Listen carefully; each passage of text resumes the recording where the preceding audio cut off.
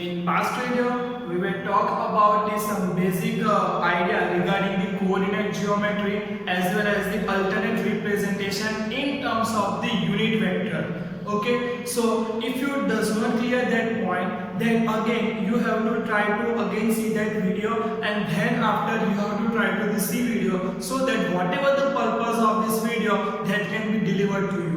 Okay, so here we are starting a new points, that is again very important concept for our chapter. यानी कि ये हमारा जो chapter है उसके लिए ये सारे जो फंडामेंटल मैथमेटिकल पॉइंट्स है वो हमको अच्छे से क्लियरली पता होना चाहिए, तभी जाके हमको क्या होगा कि हमारा जो चैप्टर में जब भी उसकी एप्लीकेशन करेंगे तो हम इजीली उसको अप्लाई कर पाएंगे। समझ में आ रहा है सबको इतना पार्ट? तो यहाँ पे हमको फोकस किसके बारे में करना है, what is the unit circle and what is the trigonometry.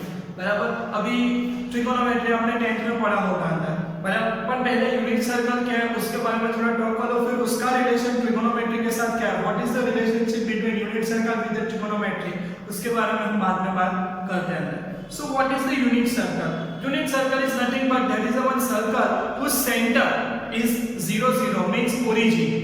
Okay, और आपको सिंपली क्या करना है कि 1 सेंटीमीटर की रेडियस लेनी है and you have to draw the one circle of 1 centimetre by keeping your centre at the origin. तो अगर आपके पास कोई ग्राफ अवेलेबल है तो सिंपली xy ग्राफ प्लॉट करो, समझ में आ रहा है, बराबर। और यहाँ पे जो आपका ओरिजिन है वहां से 1 सेंटीमीटर वाला क्या एक सर्कल लो, सर्कल लेते ही आपका काम क्या हो गया, तो ये आपका क्या बन गया, यूनिट सर्कल बन गया। And whenever you are drawing one unit circle at the time you are getting the 4 intersection point with respect to the each and every axis, positive x axis, negative y axis, positive y axis, negative x axis. Okay, and if you want to coordinate their points, बराबर, तो यहाँ पे क्या होगा 1, 0 होगा क्योंकि y axis का है, x axis का पॉइंट है तो y की वैल्यू 0 होगी। और हमने यहाँ पे जो सर्कल लिया है that is the word unit circle, जिसकी रेडियस ही 1 है, तो सेंटर से उसका डिस्टेंस क्या होगा भाई, 1 होगा कि नहीं होगा अंदर, बराबर। तो उस तरह से y एक्सिस वाला जो इंटरसेक्शन है उसका वैल्यू आपको क्या मिलेगा भाई, 0,1 मिलेगा अंदर। समझ में आ रहा है सबको इतना बात? चल, उसी तरह यहाँ पे -1,0 मिलेगा, यहाँ पे 0,-1 मिलेगा अंदर, बराबर। अब बात करते हैं ट्रिगोनोमेट्री के अंदर। तो ट्रिगोनोमेट्री एक्चुअल में है क्या अंदर? तो ट्रिगोनोमेट्री में आपने क्या किया, साइन कॉस की सबकी वैल्यू आपने देखी होगी अंदर, क्या दी थी कि सबको sin 45 बोले तो 1/√2 आता था, sin 30 की बात करो 1/2 लेते थे। तो ये सारी वैल्यू आई कहां से, ये सारी वैल्यू आई कहां से है आपको पता, बराबर। तो ये सारी वैल्यू है ना, ये यूनिट सर्कल से आई है। कहां से आई है? यूनिट सर्कल से आई है। तो आपको उसका वेरिफिकेशन करना है तो कैसे करो अंदर, बराबर। मैं 1 सेंटीमीटर तो सजेस्ट नहीं करूंगा, बहुत छोटा हो जाएगा, तो आप क्या करो भाई 5 सेंटीमीटर की रेडियस वाला एक सर्कल ड्रॉ करो, और आपको खाली याद क्या रखना है अंदर कि यहाँ पे 5 सेंटीमीटर इक्वल टू 1 सेंटीमीटर का, यानी कि उसकी वैल्यू 1 इक्वल टू लेनी, जिसको हम स्केलिंग बोलते हैं, बराबर। तो आपको यहाँ पे क्या करना है कि 5 सेंटीमीटर के इसका सर्कल ड्रॉ कर दो, तो आपको यहाँ पे क्या मिलेगा भाई 1,0 ऐसा ही पॉइंट मिलेगा, क्योंकि आपने क्या किया 5 सेंटीमीटर को 1 लिया अंदर। समझ में आ रहा है प्रॉपर? अब क्या करो कि आपका प्रोटेक्टर हो, एंगल मेजर हो, उसको यहाँ पे रखो, फिर 30 डिग्री 45 डिग्री और 60 डिग्री वाले पॉइंट ले लो, और फिर क्या करो अपने सेंटर से वो पॉइंट्स को ज्वाइन करो, तो आपको 3 लाइन मिलेगी, एक 30 डिग्री वाली, एक 45 वाली और एक क्या मिलेगी 60 वाली मिलेगी कि नहीं मिलेगी अंदर। समझ में आ रहा है? अब क्या करो 30 वाली, सपोज समझ लो कि 30 वाला पॉइंट यहाँ पे मिल रहा है, तो मैंने यहाँ पे इसको ज्वाइन किया, तो वो क्या करेगा सर्कल को एक पॉइंट में इंटरसेक्ट करेगा, और उसका जो कोई ना कोई कोऑर्डिनेट होगा कि नहीं होगा अंदर। अब सीधी बात है वो फर्स्ट क्वाड्रेंट में है, बराबर, तो उसका कोई ना कोई xy कोऑर्डिनेट होगा, बराबर। अब मुझे क्या करना है कि उसकी x की वैल्यू फाइंड करनी है अंदर, तो मैं क्या करूंगा यहां से एक परपेंडिकुलर लाइन ड्रॉ करूंगा x एक्सिस पे, यानी कि ये लाइन y एक्सिस से पैरेलल होके अंदर, तो ये जो वैल्यू मुझे मिलेगी यहाँ पे, बराबर, तो आपको लेस देन 5 ही मिलेगी अंदर, सर्कल के अंदर वाली कुछ मिलेगी, 4 पॉइंट मिलेगी, 3 पॉइंट कुछ ना कुछ मिलेगी अंदर, बराबर। वो स्केलिंग वाला फैक्टर लगा दो, 5 इक्वल टू 1 हो तो यहाँ पे 4 पॉइंट जो भी मिला, 3 पॉइंट जो भी मिला उसके इक्वल टू हाउ मच।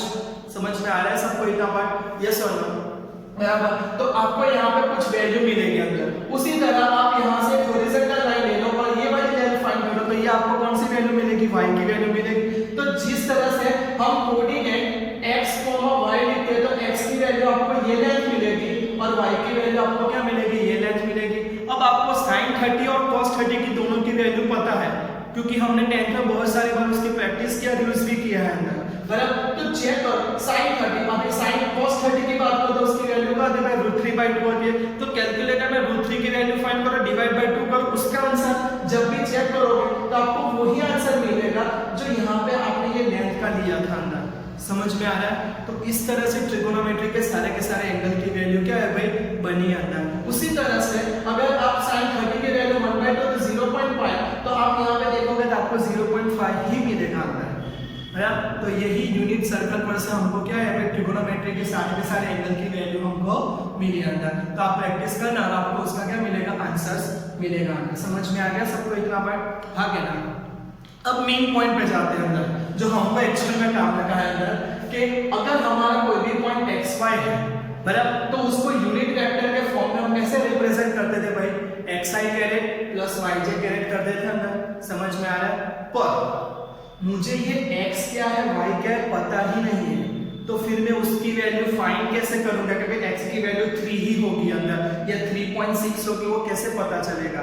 तो एक्चुअल में होता क्या है कि ये हमारा जो चैप्टर है वेक्टर बेस्ड है अंदर, तो यहाँ पे वेक्टर के रिलेटेड हमको इंफॉर्मेशन दी गई होगी अंदर, बराबर। तो समझ लो कि ये P पॉइंट है वो हमारा कोई भी फिजिकल क्वांटिटी का है अंदर, बराबर। तो उसका ओरिजिन से जब भी आप लेते हैं तो ये उसका वेक्टर हो गया, पोजीशन वेक्टर, बराबर। और ये पोजीशन वेक्टर की ये जो लेंथ होती है वो उसकी वैल्यू होती है, उसका मैग्नीट्यूड होता है अंदर। क्या होता है? उसकी वैल्यू होती है या तो फिर उसका मैग्नीट्यूड होता है। और ये लाइन में x एक्सिस के साथ कितना एंगल बना है वो हम तुरंत कह सकते हैं अंदर। तो अगर आपके पास ये लेंथ अवेलेबल है और ये एंगल अवेलेबल है, समझ में आ रहा है, तो ये दोनों का कॉम्बिनेशन करके आप ये x की वैल्यू और y की वैल्यू आराम से फाइंड कर सकते हो।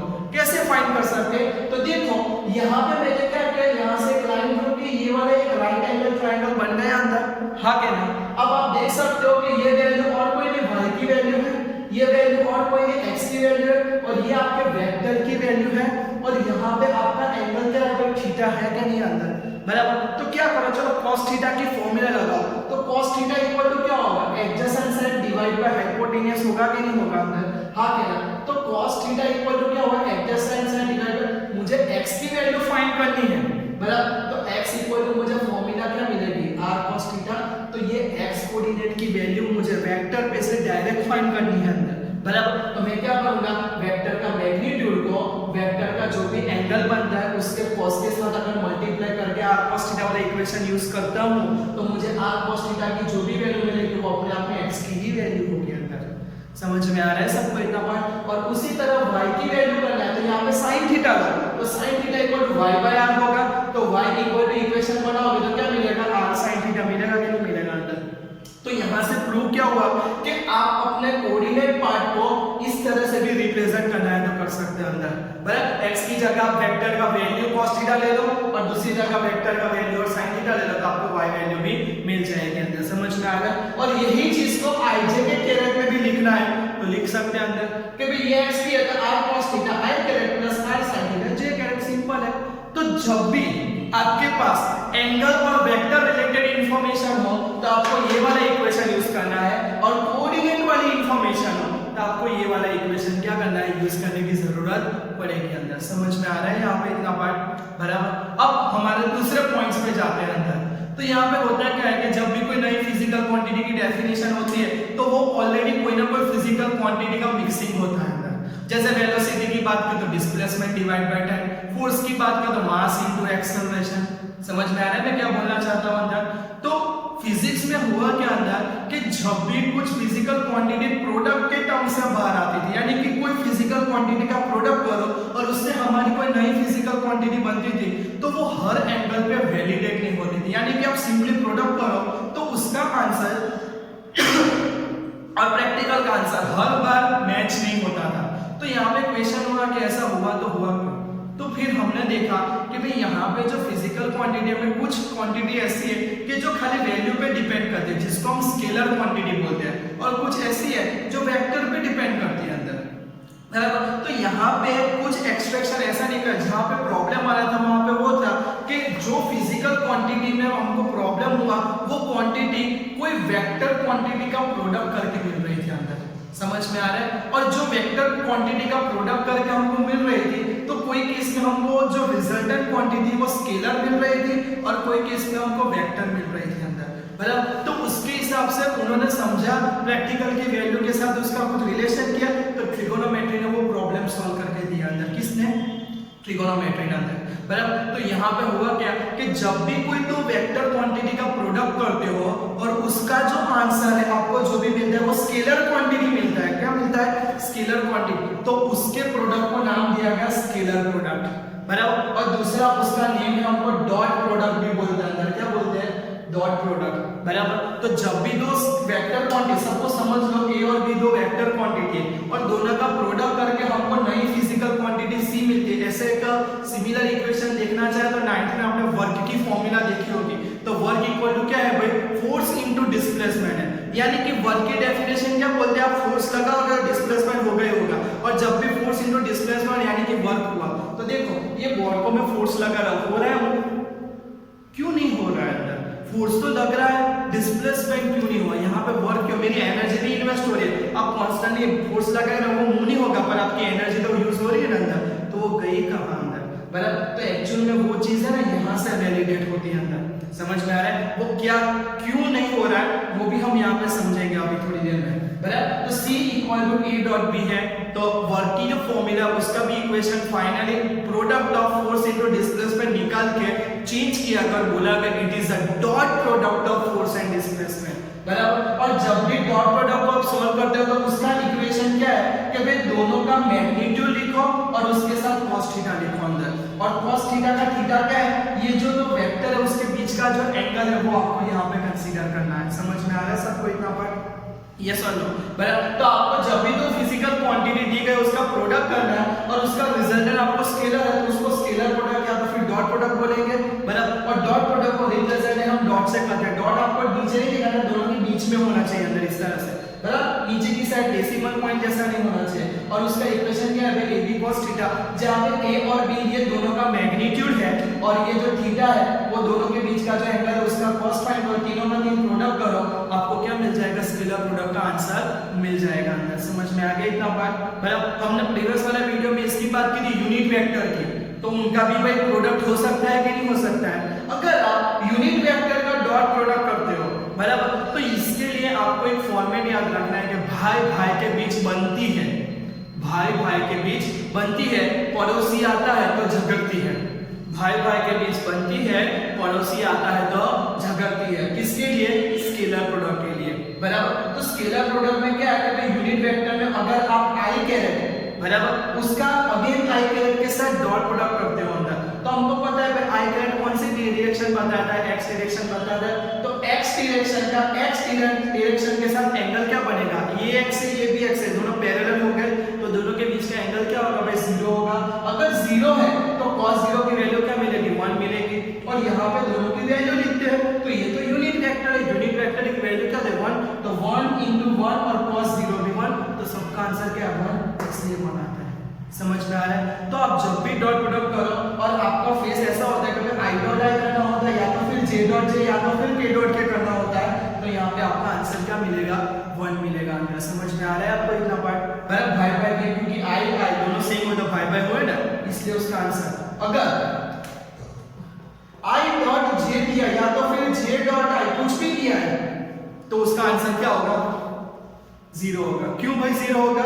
क्योंकि ये I है, J यहाँ पे दोनों के बीच का एंगल क्या हो गया? 90 हो गया। And we know that cos 90 equal to what? 0। बाबा जी का ढूंढ लो, बराबर। तो इसलिए आपका दूसरा पड़ोसी होता है उसके साथ उसकी बनती नहीं है, उसका आंसर सीधा क्या हो जाता है? 0 हो जाता है अंदर। तो डॉट प्रोडक्ट किस तरह से परफॉर्म करना है उसका बेसिक आइडिया क्लियर हो गया। हम एग्जांपल करेंगे तो आपको ये चीज पता होगी तो आपको उसको एक्सेप्ट करने में ज्यादा प्रॉब्लम नहीं होगा अंदर। समझ में आ गया? अब दूसरी वाली चीज की बात करें तो वो क्या है भाई? वेक्टर प्रोडक्ट अंदर क्या है? Vector product. अब ये वेक्टर प्रोडक्ट क्या है कि यहाँ पे दो फिजिकल क्वांटिटी का प्रोडक्ट करने के बाद जो फाइनल क्वांटिटी है that is also a vector. So for that we are said that it is a vector product, बराबर। तो सपोज समझ लो कि C एक ऐसी फिजिकल क्वांटिटी जो खुद में वेक्टर है और वो A और B दोनों का प्रोडक्ट करके हमको मिल रही है अंदर, बराबर। तो उसको हम क्या बोल रहे हैं भाई? वेक्टर क्वांटिटी बोलते हैं अंदर, बराबर। तो उसका जो इक्वेशन है यहाँ पे cos थीटा लिया था आपने, तो यहाँ पे आपको क्या लेना है भाई? sin थीटा लेना है अंदर। बस इतना सिंपल है अंदर। बराबर। तो आपको खाली A B sine theta formula लेनी है अंदर, समझ में आ गया। और जिस तरह से आपने यहाँ पे क्या डॉट डॉट के बीच में लगा है, उसी तरह आप क्रॉस प्रोडक्ट लगाते हो तो इसका अपोजिट है ये, बराबर। इसमें भाई भाई के बीच में बनता है, यहाँ पे भाई भाई के बीच में नहीं बनता, पड़ोसी के साथ बनता है अंदर, बराबर। अभी आपको यहाँ पे याद क्या रखना है, अल्फाबेटिकल के ऑर्डर में जा रहा है या तो फिर रिवर्स में जा रहा है, बराबर। यहाँ पे 3 है, आई, जे और के। तो देखो आई के बाद जे आता है अल्फाबेट में, हाँ भाई जे के बाद के आता है, और के बाद हमको फिर से आई पे आना है। तो ये क्या हुआ, सीधा ऑर्डर हुआ। पर अगर आप आई क्रॉस जे की जगह जे क्रॉस आई देखते हैं तो उल्टा ऑर्डर होगा। तो जब भी ऑर्डर उल्टा होता है तो आपको वहां पे माइनस साइन लगानी है और कुछ नहीं है अंदर, और तीसरा वाला मेंबर लिख देना है, बराबर। तो उसका फॉर्मेट क्या होगा, अगर यूनिट वेक्टर में आई क्रॉस जे होगा तो उसका आंसर के होगा। पर अगर जे क्रॉस आई उल्टा ऑर्डर हुआ अंदर तो वहां पे के ही होगा पर माइनस के लिखेंगे। उसी तरह जे क्रॉस के होगा तो आई, पर के क्रॉस जे होगा तो माइनस आई लिखेंगे। के क्रॉस आई हो तो जे, और जे क्रॉस के हुआ तो माइनस जे के रेट लिखेंगे अंदर। समझ में आ रहा है अंदर, हाँ के ना, बराबर। क्योंकि के बाद आई आ रहा है, यहाँ पे सॉरी आई आएगा, जे नहीं आएगा। आई क्रॉस के होगा तो हम क्या लिखेंगे, माइनस, क्योंकि देखो आई के बाद के जंप मार दिया, तो जंप मार दिया तो वहां पे हम क्या करेंगे, माइनस आई, क्योंकि वो ऑर्डर में हमारा आता नहीं है। समझ में आ गया अंदर इतना बात, बराबर। अब हम उसको एग्जांपल से समझने का, ये वाला जो यूनिट वेक्टर वाला पार्ट है हम इसके बाद के वीडियो में देखेंगे किस तरह से उसका यूज करेंगे। अभी हम ये फॉर्मूला यूज करके कैसे आंसर ला सकते हैं उसके बारे में बात करते हैं अंदर। तो सब कुछ समझ लो, हमारे पास एक ए वेक्टर है जिसका कोऑर्डिनेट 4,3 है, और ये जो बी है उसका कोऑर्डिनेट क्या है भाई, √3,1 है अंदर। समझ में आ रहा है इतना पार्ट। तो आपको यहाँ पे ए का मैग्नीट्यूड फाइंड करना है, क्योंकि यहाँ पे हमको मैग्नीट्यूड यूज करना है। तो मैग्नीट्यूड कैसे फाइंड करें, तो आपने 10th में कोऑर्डिनेट जियोमेट्री पढ़ा होगा अंदर। तो कोऑर्डिनेट जियोमेट्री में क्या होता था कि 2 पॉइंट्स आपको कोऑर्डिनेट के दिए, उसके बीच में आप डिस्टेंस फॉर्मूला लगा के दोनों के बीच का डिस्टेंस फाइंड करते थे।